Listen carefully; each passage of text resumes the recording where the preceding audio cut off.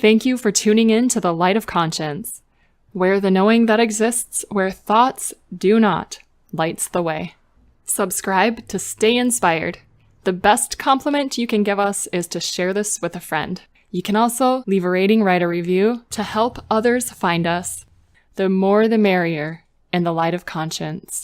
Love itself is molding us into what we be. Why wait for tomorrow when right now we can be free? So break down your defenses and throw away your shield and give yourself this moment to believe in what you feel. I'm so excited to introduce you to Kelli Spencer. She's an amazing healer, mind, body, and spirit, and I am so thrilled that she is here to share some wisdom with us today. Enjoy. Kelli, welcome to the Light of Conscience podcast. Thank you, Laura. It's wonderful to be here. I'm so excited to have you, and this is something that I've only been doing for a little while, but it's one of the funnest things I've ever done in my life. I love talking to people that kind of are on the same frequency as me and then just letting people hear them. I can see where that would be right up your alley because you are just so full of love and everybody loves being with you, honey. Oh, thank you. So I want to talk to you about so much. I'm going to start with a question that I ask most people. How did you come to the realization, or when, that you're a way shower, which is somebody who is here to follow their heart and lead other people into their hearts so they can follow their own hearts too? I didn't come to that realization. I was pushed into it, is basically the way that I would describe it. You know about numerology, and I'm a 7, and 7s are very private people. Are you a 7 too? I'm totally a 7 too, like a life path 7, right? Yeah. But there, see, now that's so strange because I fight the privacy part of it a lot, and I kind of go into myself a lot. But I had people come to me and tell me, you need to be doing this, or you should be doing this. You know, I always call them God's helpers. I don't know what everybody else calls them, but when we're not listening to ourselves, so God's voice comes through another person, which oftentimes is you. A lot of the time you do it for a lot of people, but that's what happened. Is everybody just kept coming to me and pushing me along, and it just kind of, well, you're a Hawaii person now, but the snowball effect takes place. And as you start pushing the snowball along, it builds and it gets bigger and bigger and bigger. That's kind of what happened to me. Yeah, I know all about the snowballs. Yeah, I know, but I know you tend to forget them. I don't think about it much anymore, but no. But yeah, so I kind of got pushed into it, and then people started coming to me needing help and wanting help, and then I was actually starting to get out there more and start doing my thing, so to speak. So yeah. I think I'm traditionally the normal way shower. I don't think there's a way shower. Yeah. that is normal. Yes, true. I would love to share how we met because it's a story for me that I love. Oh, absolutely. That would be fun. So here's how I met Kelli. I guess I'll give a little bit of background without trying not to take up too much time. I came into this earth at a particular frequency that people around me weren't at. No. Kelly's gonna chime in because she's very clairvoyant, audience, everything. Yeah. Sorry. No, this is and it's not in a bad way that you no. Okay. This is not a judgment thing. Thank God I did this. I went to a yoga teacher training. Yeah. Oh, thank God I did that. Well, the beauty of that was I made connections with other people that did yoga and understood things like I did and were at more the frequency that I was at. Mm-hmm. So I went to a yogini gathering, and the first one I went to had, I think, like 4 people total at it. But it was just the warmest hearts, the greatest conversations. You could feel so much love. And the next yogini gathering was going to be at one of our mutual friends' houses. Well, I didn't know anybody there, actually. So the next yogini gathering was going to be at a house of one of Kelly's friends and now one of my friends. But the person that hosted the first one wasn't going to be there. Nobody that was at that one was going to be there. And by the way, I didn't know anybody at the first one either. I just showed up. And so she said, well, you should go to this one. There are going to be more people there. So I went, and again, right away, you're just like, oh my God, my people. You feel the warmth and you feel the connection that you already have just because of the frequency that we're all kind of vibing at. So anyhow, we kind of were just sitting in a circle talking, and I mean, not like a circle, we were just in the living room. And when Kelli was talking about herself, she said a lot. Don't get me wrong, she said way more than this, but one of the things that she was talking about was that she works with angels. And I also remember you and a couple other people were talking about how when they were kids, they would see things like a girl with a cart or something. I think that was you. But you were all like, yep, yeah, I totally get it. And I was like, wow, this is fascinating. You know, a lot of people would be like, that's kind of weird. No, not me. I'm like, oh my gosh, so cool. So that was how I was basically introduced to Kelli. Then probably a couple weeks, maybe later, I was at our food co-op getting some food, and I get in line at the cashier at the checkout, and who's in front of me? It's Kelli. Yes. And I remember.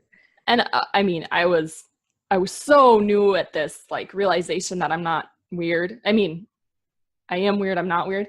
And so everything was just exciting to me. All of the angels and energy and yoga and meditation, all of that spiritual stuff. And I go, you work with angels, right? And she turns to me and she says, well, that's one aspect of what I do. Yeah. And I said, I think I need a session. So Kelli gave me her card. I called her or emailed. We set up a session, and I got a reading from Kelli, and it changed my life drastically in a good way. It is. Well, that's wonderful. Oh, well, first thing you said is that I'm a water baby. So it makes sense that I was born on the North Shore of Lake Superior, and now I live in the middle of the biggest ocean in the world. So that's one thing. However, you do so much more than channeled readings, right? Yes. I have to think that you're channeling no matter what you're doing, though. Is that true, or do you turn that off, or how does that work? No, I never turn that off. It's always on. But yes, when I'm working with a client, it's I do a lot of things. Yes, I am the psychic medium, and I work with that with a lot of what I do. I'm a certified natural health professional, and I specialize in the AIP and Ayurvedic protocols. So I work with a lot of people on their health issues. I'm also a flower essence practitioner, because I believe that pharmaceuticals do us more harm than good. Are you there? Yep. Okay. Sorry. No. Did you get my text? No, I didn't get your text. I'm pretty sure I'm going to be a missing person someday. That's a joke, but because I said, shoot, when you come back, say, I believe that pharmaceuticals do us more harm than good, because that good is where it cut out. And then I said, now we know it's the Illuminati behind this. Oh, okay. That's why they don't want us to talk to each other, because they absolutely know, like, boom, all this energy of love and pure, like, this is how the universe works, people. We can do it. We can do it. Absolutely. So you're a flower essences practitioner because? Because I believe that pharmaceuticals do us more harm than good. And with flower essences, they have an ability to shift our minds without interrupting our chemical makeup in our body. And they allow us to grasp things again that we've lost, or we've lost the ability to through trauma and everything else like that. And they're just one of I think the best things that have ever been found, is the way that I would describe it, because Dr. Bach in the 30s is one that actually did that. He was diagnosed with a tumor, an inoperable tumor, and told he was going to die. So he went back as a PhD, I think he was at that time, and went back into work and started downloading all this information about flowers in his head. Of course, it was delivered by God, but those flower essences are what kept him alive for a long period of time, because they were able to shift his thought process so that he didn't have to think about dying or any of those kinds of things. And, not knowing his whole story, they're just fabulous. And since then, he created 38 original, but since then, there's thousands more that people are bringing to the surface. And then the combinations of them help us, move forward very easily. So I depend on them a lot in my practice, and I take them too. So they're wonderful. I have those. And then I'm a shaman practitioner as well, a shaman, which goes in search of your soul parts, because when we lose our soul parts, we can't function real well. Whoa, that's what I do meditation for. This is like a pill that gives you the results of meditation. Yes. Hook me up, man. Actually, yes, it is the way that it works. Yeah. Because the flower essences are the smallest of molecular structure. So they sneak into our cells without our ego saying, no, you can't do that. I don't want to change. You're not going to mess me up. I'm staying the way that I am. And they sneak right in there. And there's just this happiness that comes about, because it helps with all these situations, depending upon the combination, of course, that you put in there. But it helps with all these different situations. And it's just awesome how they work. I love them. So that's just me, because I work with them, but they really are. No, that sounds like really fascinating. The other thing you were talking about was your shaman work and retrieving soul parts. And I feel very strongly, and I know that you're probably sitting there and you're either going to confirm this or not, because you will totally feel into this part of my journey. But after we had the fire last year, that was an interesting stretch. And it wasn't until a few months ago where I was doing Reiki on myself.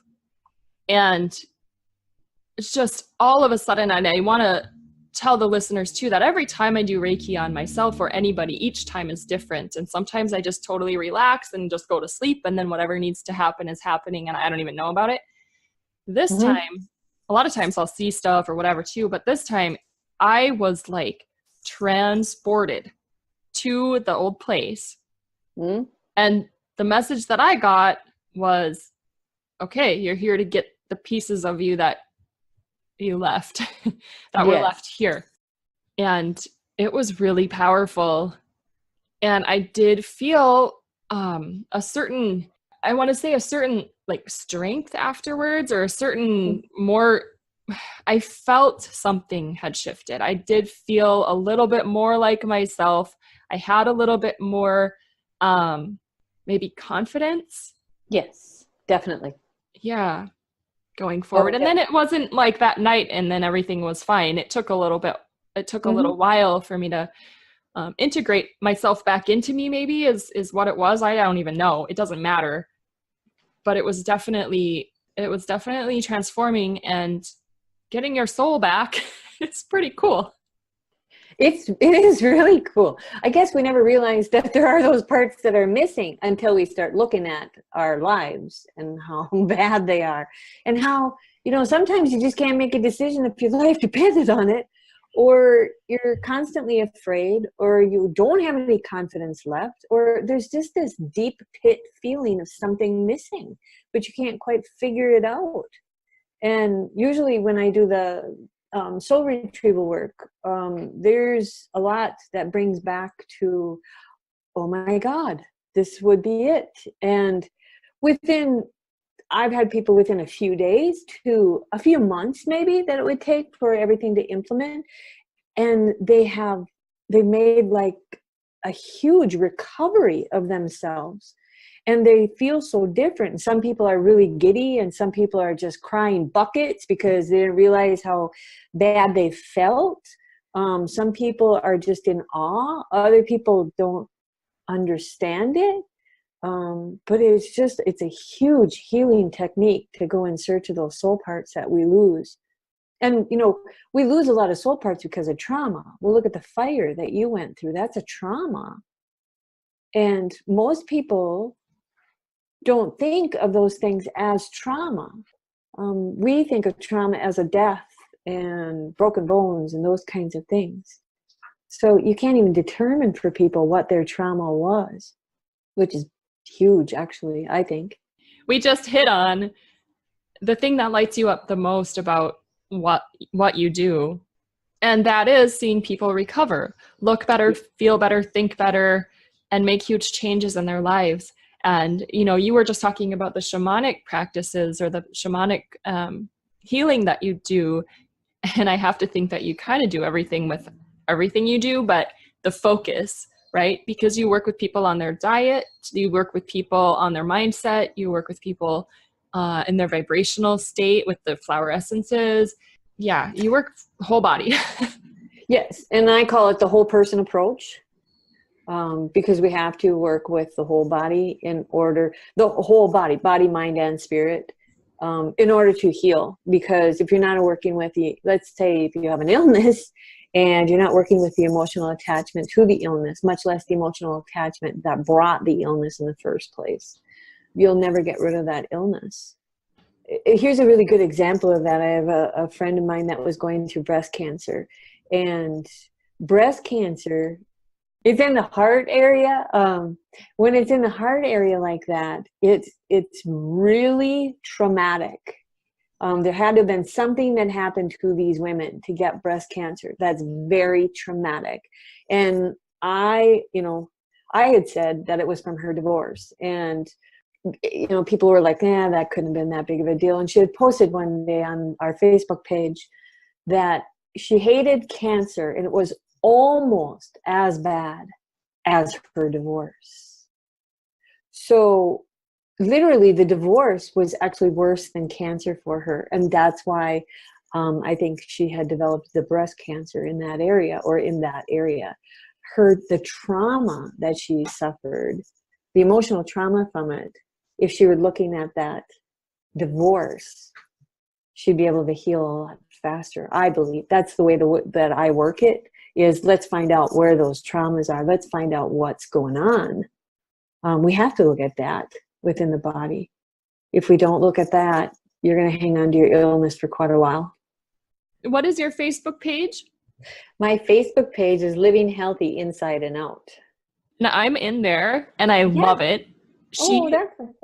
Yes, you give such great wisdom and tips and questions. Like you ask us about things, and it makes us think, and it's like, oh, huh. Like the other day, which of course when this airs, it's going to be weeks ago, but the other day you had posted something about how people are taking turmeric, even though some people shouldn't be taking it. It's not good for them, but we just, again, jump on that bandwagon of, oh, turmeric, it's good, so I'm going to eat it as much as I can. Yeah.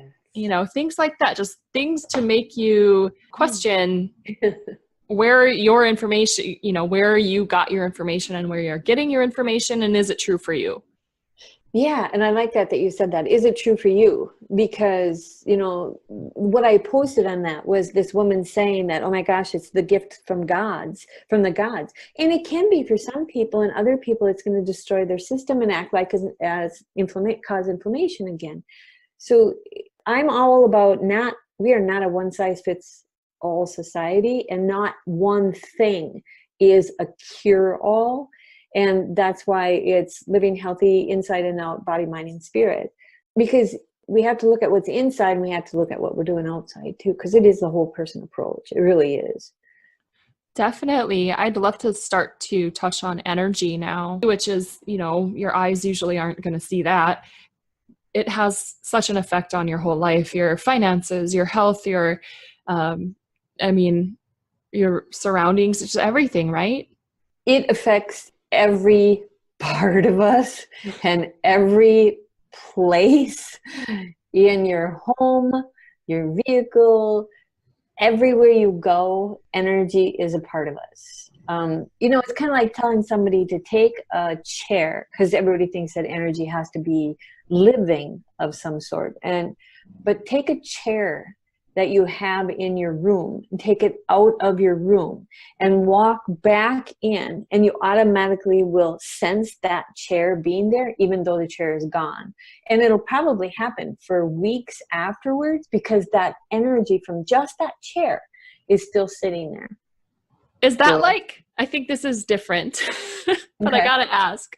Okay, so you move your garbage can, or you'd even just take it out. When I was a kid, we had our trash can like underneath our sink. But when it was time to go out, somebody, my mom or dad, whoever, would take it out from under there and set it right next to it. So it was out in the open, you could see it. And if I had a napkin I had to throw away after dinner, I'd still open the cupboard door, try to throw it in there. But I think that's muscle memory more than what you're talking about, or is it? That might be, well, it could be a little bit of both, because the energy is gravitating toward you, making you go towards that spot, regardless if it's there or not. Yeah, and I mean, I'm seeing the trash can. Yeah. And I still go for the door. I'm like, wait, it's right there, literally right next to it. Exactly. And but it's such a wide spectrum, this energy thing is, because we feel it. You can feel when somebody is in your space, is the way I want to describe it. We have that space around us, and you could feel somebody in that space, and probably would hold true that they will mention, oh, I was thinking about you the other day. And you were thinking, oh my gosh, because I thought of you. That happened to me just recently with a friend of mine down in Georgia. She was on my mind constantly. And I was going to pick up the phone and call her. And then I got a text from her saying that something had happened to her brother. And it was like, okay, I knew that something was going on, because she was in my space. I just couldn't get her out of my head.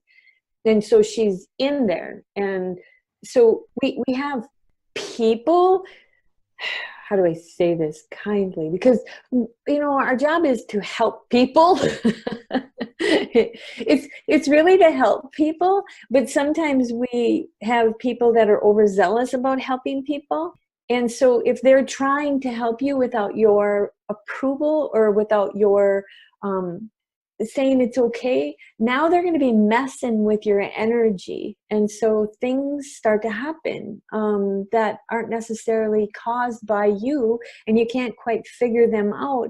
But yet maybe some, heartwarming person is just, in your space trying to make sure that you're taken care of, because they don't think that you can be, or they think that maybe because you're sick that you need some additional help or something. And now you're not necessarily using your own energy, it's being taken from you. And so there's this fine line that we have to work with when it comes to the energy aspects of things. I think we're doing this country a real disservice sometimes by trying to help everybody and everything in it, because sometimes we don't need it. I'll mention this statistic. Homeless people, they say, from the studies are that homeless people want to be homeless. That's why they're homeless. Or if you try to help a homeless person within how many months, I can't remember what the statistic was at this time, but they'll be homeless again. because that is their thought process. That's their energy. That's what they want to do. But we want to help them. We want to help them, get them off the streets. We want to put clothing on their backs. We want to make sure that they get food. And yet we're restricting them. We're taking away some of their power because we think they need help. That's an interesting concept to think about as well, because then it turns into the question, do I want to help them for them, or do I want to help them because I'm uncomfortable with it and so it's actually for me? Yes, exactly. And a lot of that time it is that we want to help them because we're uncomfortable with it. I'm seeing that a lot here in Hawaii because, I mean, there are a lot of homeless on Oahu, and Yeah. it's also being gentrified like crazy. Yeah. And so they're basically moved. They're like moved out of Oh, areas. yeah. Yeah. Yeah, and that is the case. And so we can help them as much as we want to, but if they don't want the help, it's not going to help them at all. It's actually going to make them weaker. We're going to make their energy system weaker because we're taking their power away, and we are making the decision that this is what they're supposed to be doing, even though they might have chosen this before they came as a spiritual self. I always describe it as going before God and deciding between you and that energy what you're going to be creating on earth when you get here. So we have paths that we take, and we have agreements that we do, and some of those agreements don't look very good. Some are trauma. They are. Some are where we die earlier than what's expected. Some are that, like a woman being raped. And then there's others with, like myself, would be emotional and physical abuse within a family. But if we don't have those things, we have no contrast to see that when we came here, we were supposed to experience love and happiness. And if we don't even know what love and happiness is, we can't experience it. So now we have to have contrast in every area. And so this is where the energies come in. And when we have people that want to fix it, and you have a contract that says you're supposed to fulfill this, it starts to mess with us a lot. Oh, and don't get me wrong, I'm not saying that you never go help anybody. That's not true either. But we have to find those lines that say, am I in your energy space, and should I be in your energy space? And are you allowing me to be in your energy space? And if not, tell me to get out. Would be the best way to say it. Yeah, that makes a lot of sense. And actually, I was thinking about even just like somebody has a chore to do and we want to help them. And sometimes aren't we just in the way? Yes. And it prolongs it. Yeah.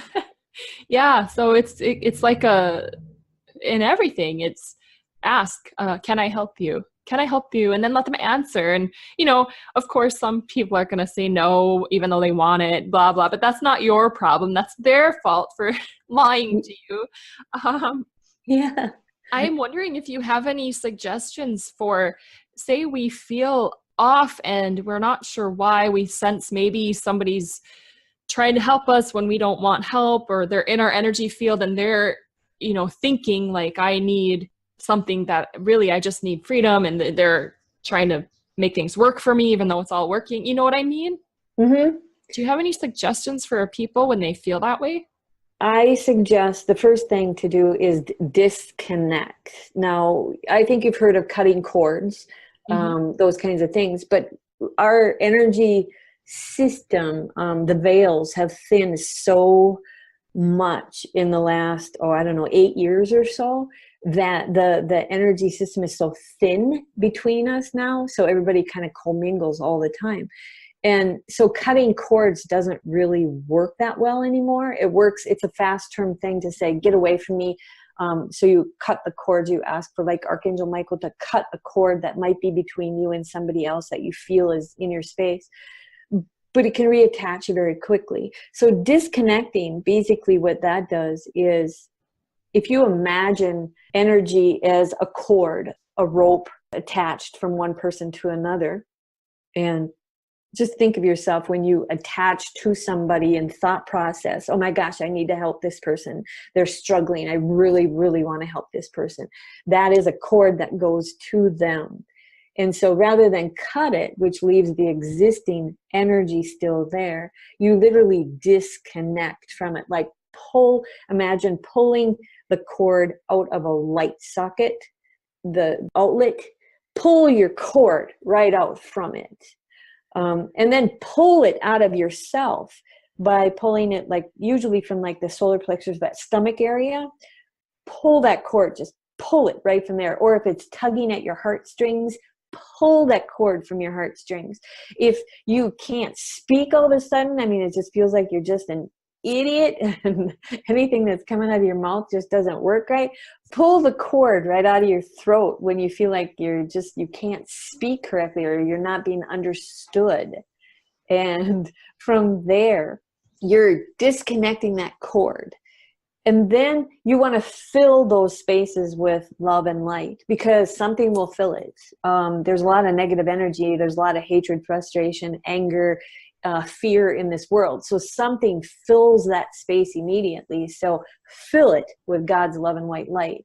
And then offer that same forgiveness, love, and light to the person that you're disconnecting from.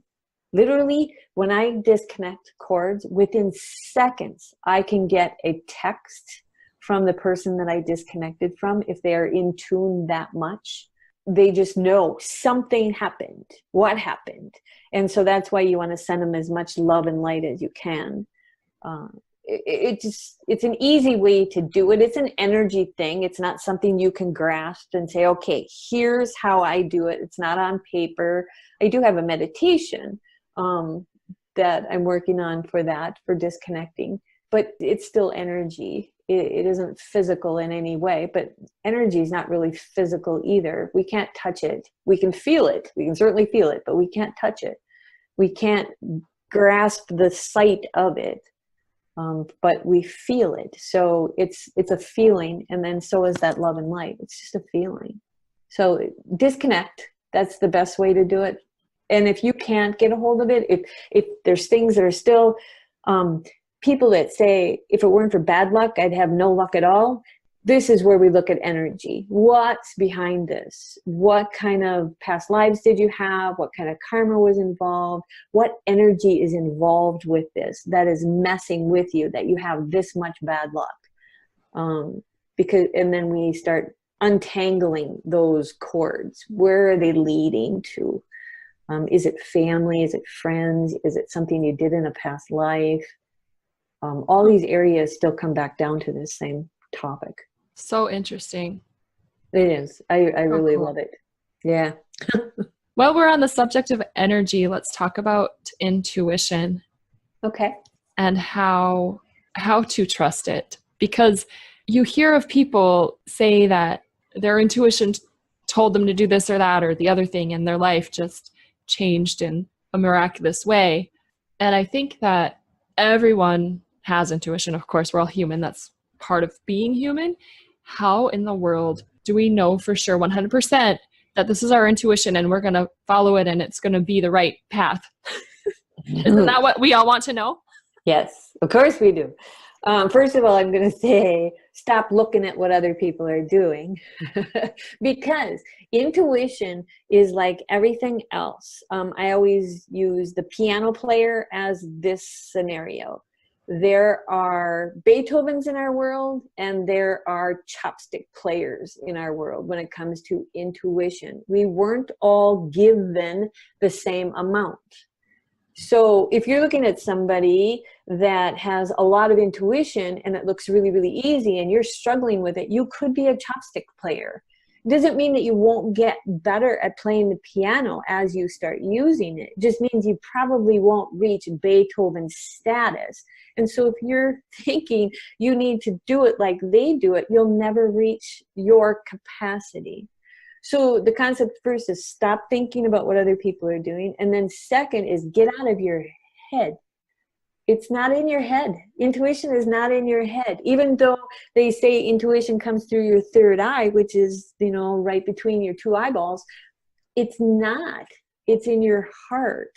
And people have it in their gut, that gut feeling.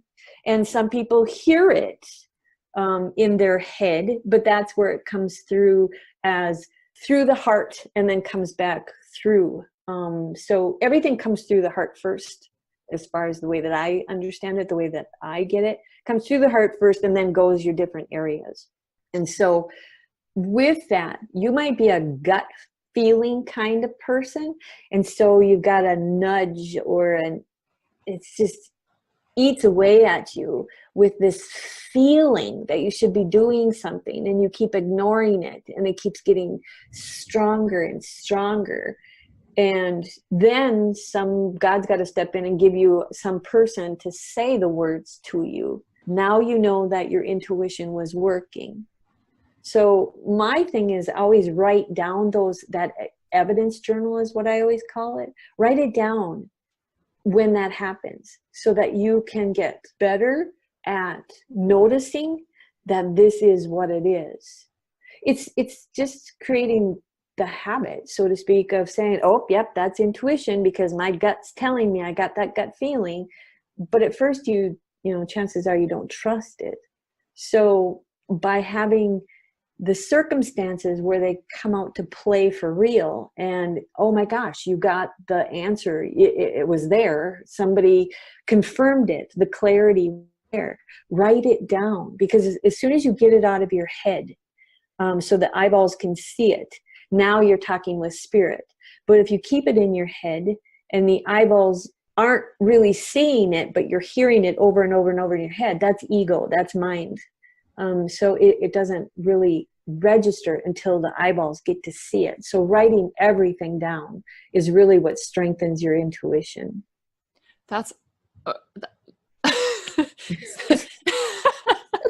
that's how I feel about that. And this is a recent circumstance that's happened to me, and this might be a little self-serving because I know how in tune you are with everything. But and you know, my intuition and my trust of it has, you know, been here and there and everywhere my whole life. So sometimes it's like, boom, that's it, and I know it, and I'm just trusting.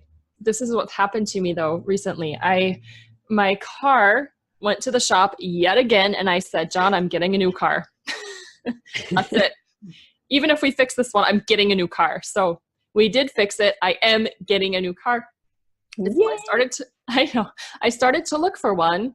And then I posted on a group around here for a buy-sell trade group that what I was looking for. Somebody responded. She's not on this page, but my sister-in-law is selling her car.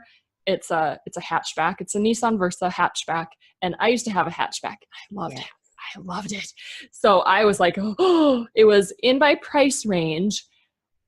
It was just like, here you go, you know, right? Here you go. So I contacted her. She's super nice, very easy to work with. We're still in the process because she had to get the title, blah, blah, blah. So what happened was my heart was like, oh, when I was approached by this offer, and I went to drive it, and that's when the head started to come in. Oh. So I got there and it was like, okay, well, it had this, you know, where the key goes in, like that's a little bit off. But to me, I don't really care about little cosmetic things.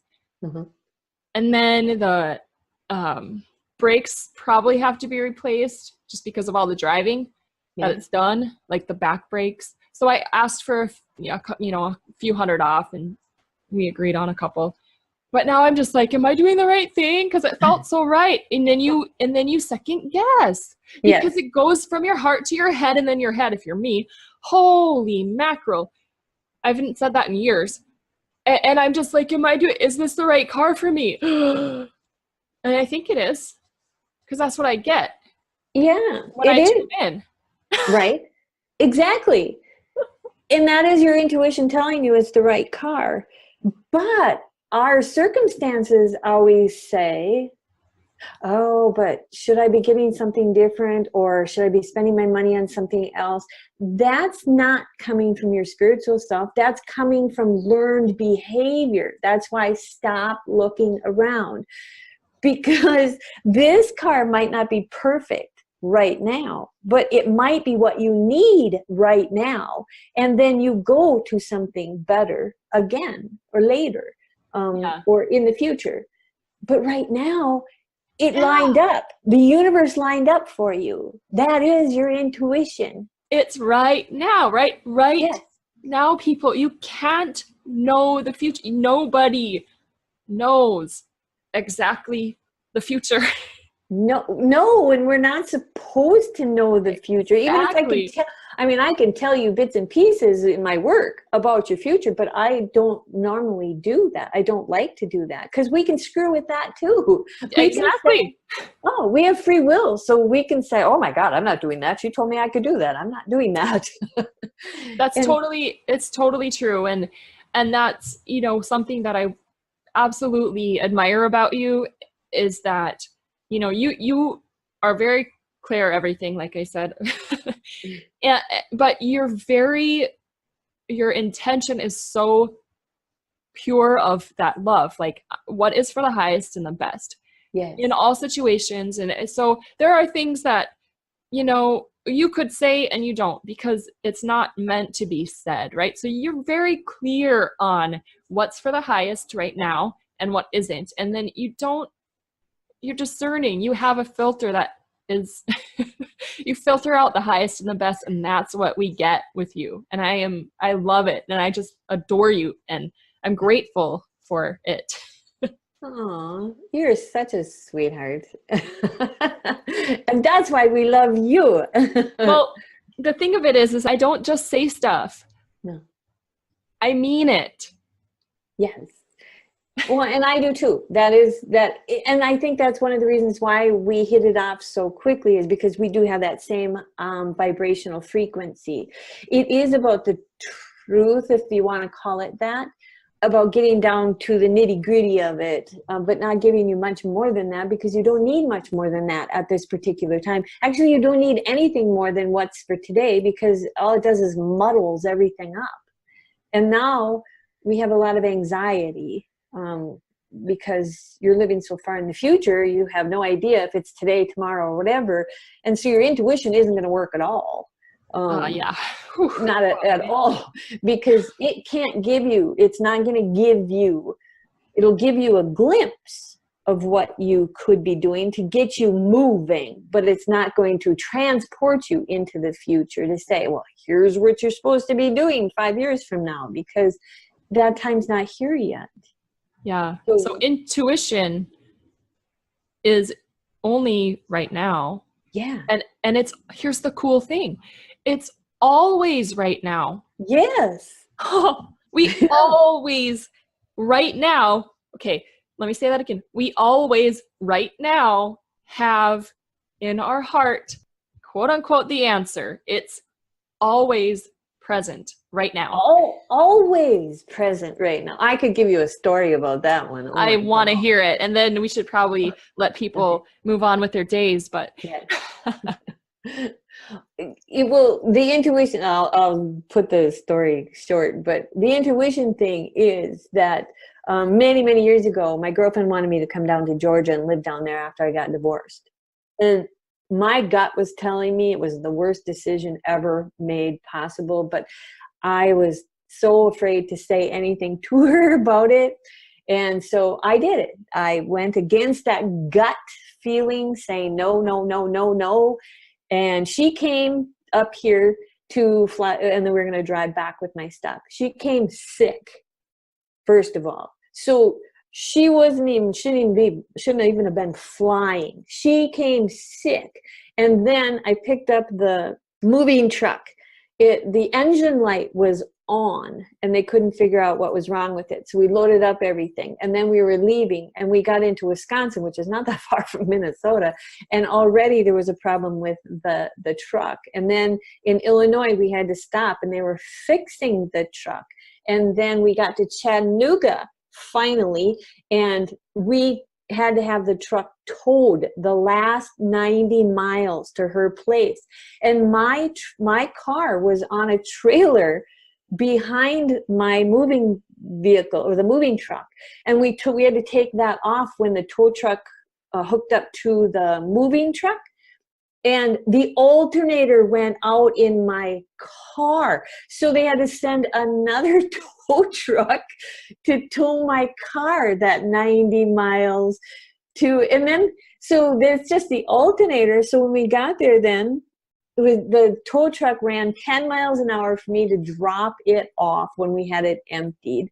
And then my car, we put a new battery in it knowing that the alternator was out, but I could drive the short period of distance to the auto dealer that she recommended down there.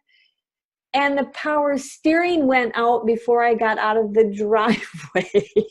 So all of that energy said, I shouldn't be there because it was fighting me the whole way down. And that I knew in my gut it was not right.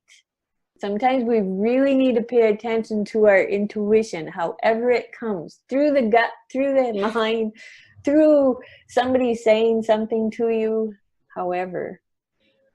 And apparently sometimes we need to learn the hard way that we need to start listening to our intuition as well. I have examples of that. Luckily, none of mine, I mean, I'm very blessed to say this, but none of mine are quite that extreme. Well, although maybe my first marriage, I could have listened a little harder to the red flag. The things inside me that were like, I don't think quite yet, girl. This is a little, this, then this kind of don't really line up.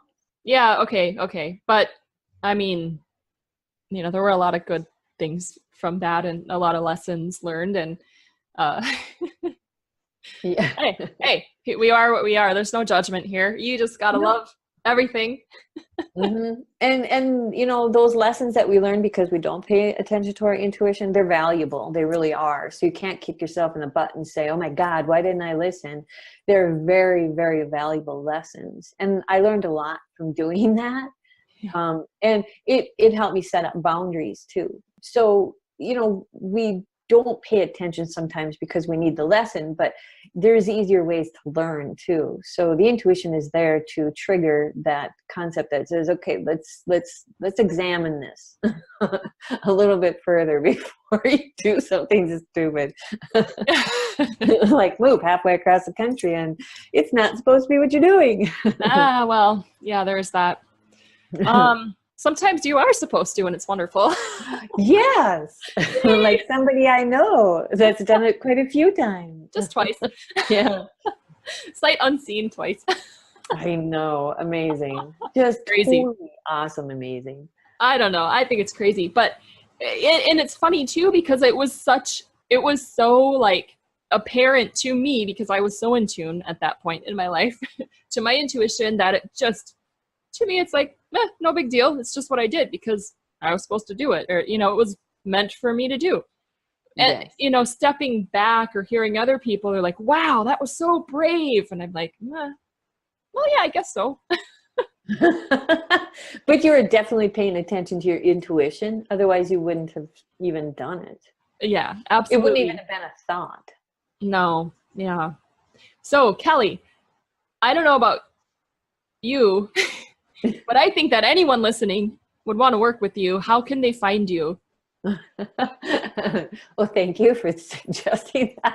I always leave it up to people because I'm not in charge of deciding for them, as we talked about, for working with me. But it's basically at kellyspencer.com, and it's Kelli Spencer.com. That'll be in the show notes. And is that the best way to connect with you? Can they join your Facebook group? I would love. How do you? Yeah, I would love for anybody to want to join my Facebook group. And it's basically just, you know, it's the concept of we work on the body, the mind, and the spirit. So I have some things about body, a lot about food. I have a lot about some spirit stuff, and you know, there's some stuff in there. A lot about the mind, what you had said, to make you think a little bit more, because when we're not listening to ourselves, we get really messed up. So it's about the mind. And so if you just want to check it out, that would be great too. Yep. And again, that's living healthy inside and out. One thing I love that you've done before, and every once in a while you'll see this, is she shares about animal medicine or animal spirits. Yeah. And I love animals so much that anytime I see anything about animals, I'm all just. Because animals are our spirit guides too. So join us there. And until next time, Kelli, thank you again so much. I've really enjoyed talking to you, and can't wait to see you whenever I get to see you. It's always wonderful hearing your voice if we can't get to see each other, but it is fun. It's always fun to have you in my life. I love that. I love that a lot. Believe it or not, Kelli and I could have kept talking for quite a while. And we are super excited because we've decided that we are going to start doing Facebook Lives together, which we may convert into more podcasts. Watch for that and join the Light of Conscience community on Facebook to make sure you stay up to date with all of the progress with that. Beyond that, Club LC is the place to be. So join us there, bit.ly/club,